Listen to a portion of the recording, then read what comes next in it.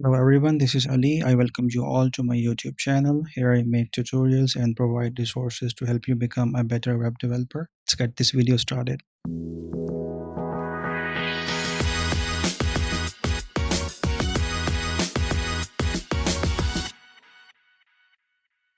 आज की इस वीडियो में हम स्टार्ट करने जा रहे हैं HTML5 की सीरीज़। इस वीडियो के लिए मैं कंसिडर कर रहा हूँ आपको जो भी आप वीडियो देख रहे हैं इसमें बेसिकली इस सीरीज़ में हम ये कंसिडर करके चल रहे हैं कि जो भी बंदा इस वीडियो को देख रहा है वो बिल्कुल ही प्रोग्रामिंग के लिए एक न्यू पर्सन है। उसने पहले कभी प्रोग्रामिंग नहीं की है और इसलिए हम each and everything from the ground up हम लर्न करना स्टार्ट करेंगे। तो उसके लिए इस वीडियो में सबसे पहले मुझे आपको बेसिकली ये बताना है कि आपको किन टूल्स की ज़रूरत है वेब डेवलपर बनने के लिए। और वेब डेवलपर बनने के लिए जो सबसे पहले प्रोग्रामिंग लैंग्वेज या मार्कअप लैंग्वेज सीखी जाती है वो है HTML5। HTML5 सीखने के लिए आपको कुछ टूल्स हैं जो कि आपके कंप्यूटर में whether you are using a Mac और विंडोज़ और लिनक्स, आपको कुछ टूल्स होते हैं जो कि आपको आपकी स्क्रीन में, आपके मशीन में ज़रूरी चाहिए होते हैं, जिनकी बेस पे आप प्रैक्टिस करते हैं और उस लैंग्वेजेस को सीखते हैं।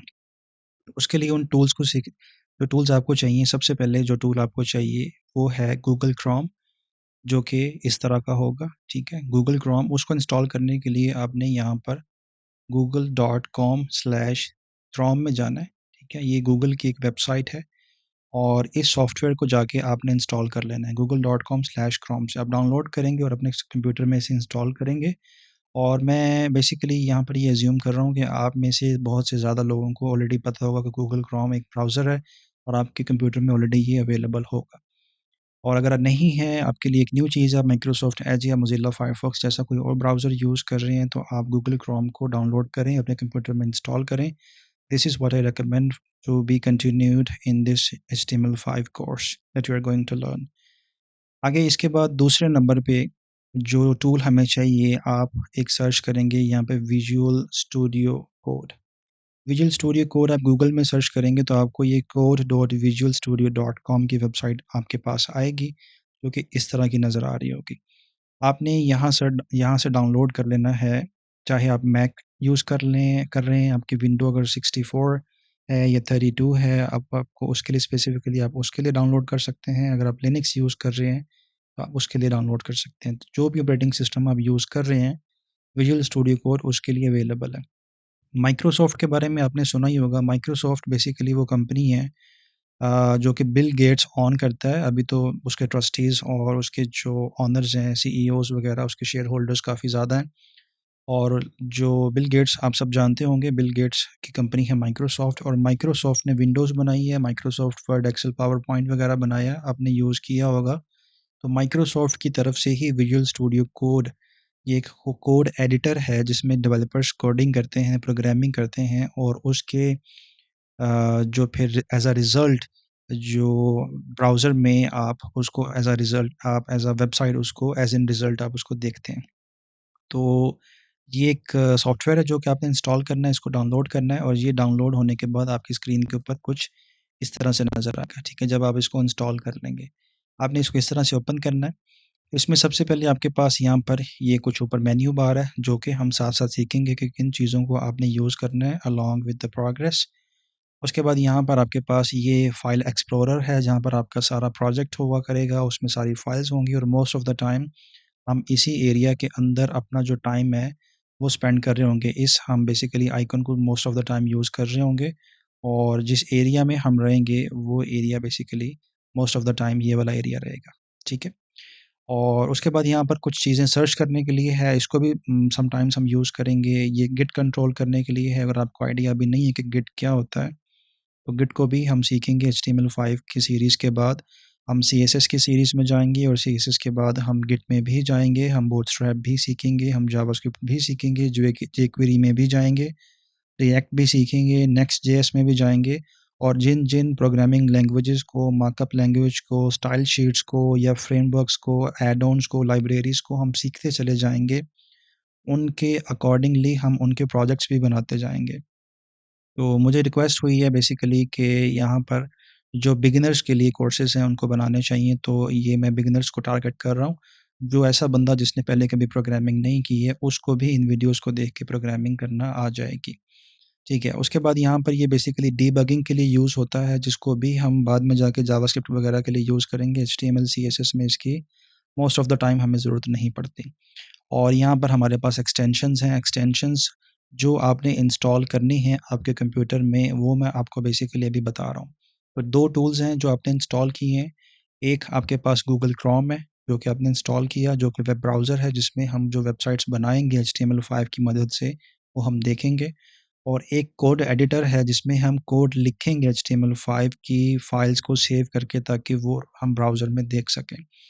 वो दोनों आपने इंस्टॉल कर लेनी है। उसके बाद जब आप विजुअल स्टूडियो कोड को ओपन करेंगे, इसमें आपके पास ये कुछ एक्सटेंशंस हैं जो कि आपने इंस्टॉल करनी है।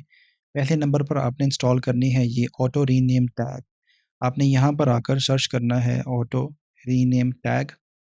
एक्सटेंशंस में आके आपने यहाँ पर आना है, सर्च करना है, और ऑथर का नेम यहाँ पर आपके सामने आ रहा है, जो इसी ऑथर है, ये इसके डाउनलोड्स हैं, और इस एक्सटेंशन को आपके पास इंस्टॉल कर लेना है। ठीक है? इस एक्सटेंशन के बाद जो दूसरी एक्सटेंशन आपको चाहिए, आपने यहाँ पर एक कलर हाइलाइट की एक्सटेंशन इंस्टॉल करनी है। आप यहाँ पे स्क्रीन से मेरी से देख लें, जो ऑथर का नेम आ रहा है, जितने डाउनलोड्स आ रहे हैं, depending on the time when you are watching the video, अगर आप 2, 4, 5 माह, 6 माह, साल बाद इस वीडियो को देख रहे हैं, तो डेफ़िनेटली ये जो डाउनलोड्स हैं, ये बढ़ चुके होंगे। लेकिन अगर मतलब आपको आइडिया हो जाएगा कि ये एक्सटेंशन वही है, ठीक है?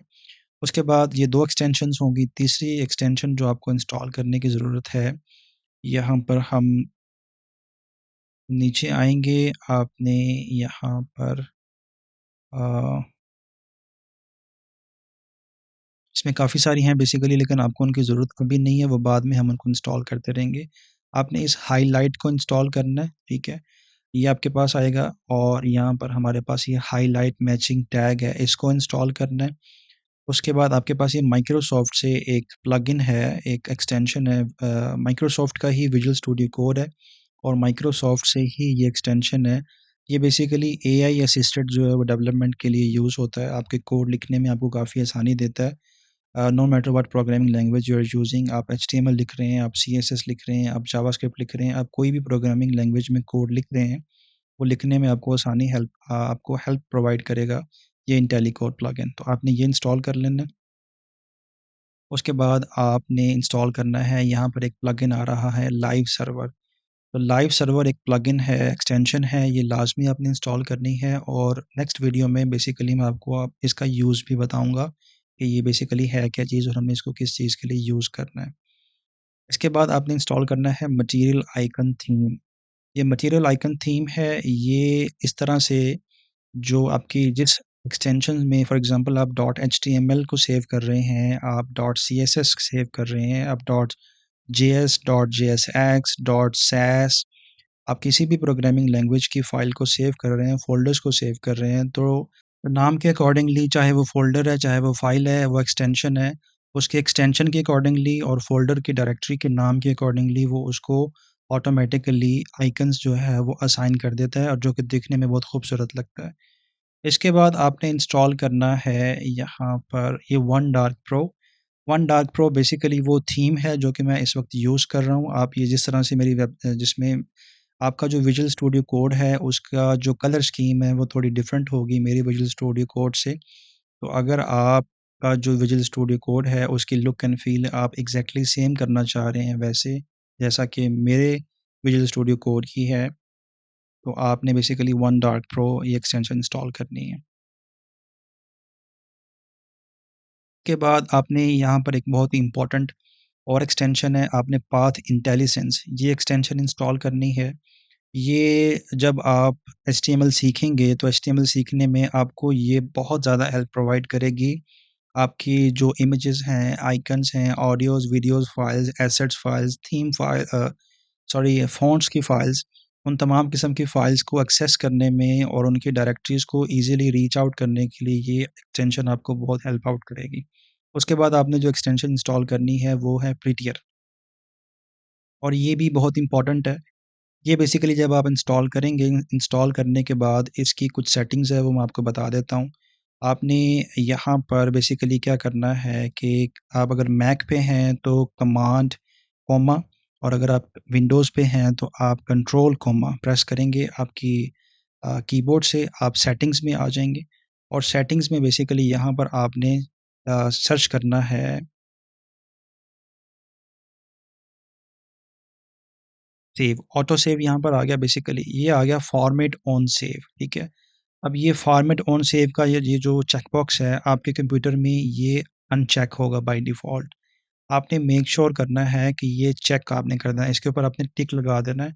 इसका फ़ायदा ये होगा कि जब आपका जो बेसिकली जब आप कोड लिख रहे होंगे एचटीएमएल में या किसी भी और लैंग्वेज में, तो जब आप अपने कोड को सेव करेंगे, ऑटोमेटिकली उसको जो वर्ल्ड वाइड स्टैंडर्ड है कोड लिखने का, अगर उसमें कितनी टैब्स होनी चाहिए, कितनी स्पेसेस होने चाहिए, उसमें वर्ड रैप होना चाहिए या जो भी उसमें सूरत हाल है, उसमें सिंगल कोट्स यूज़ करने हैं, तो आपकी कॉन्फ़िगरेशन फ़ाइल के अकॉर्डिंगली जब आप उसको सेव करेंगी, ऑटोमेटिकली उसको फ़ॉर्मेट कर दिया करेगा, उसको उसके हिसाब से डिज़ाइन कर दिया करेगा। उसके बाद जो एक्सटेंशन आपको इंस्टॉल करनी चाहिए, एक टू डू हाइलाइट एक्सटेंशन है, ये आप इंस्टॉल कर लें, इसको भी बेसिकली यूज़ किया जाता है।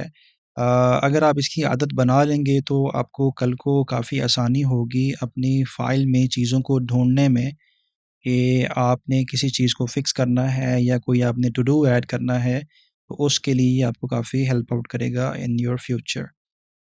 इसके बाद देखते हैं हमारे पास कोई और एक्सटेंशन इंस्टॉल करने के लिए है या नहीं। इसके बाद फ़र्दर आपको कोई भी एक्सटेंशन इंस्टॉल करने की ज़रूरत नहीं है।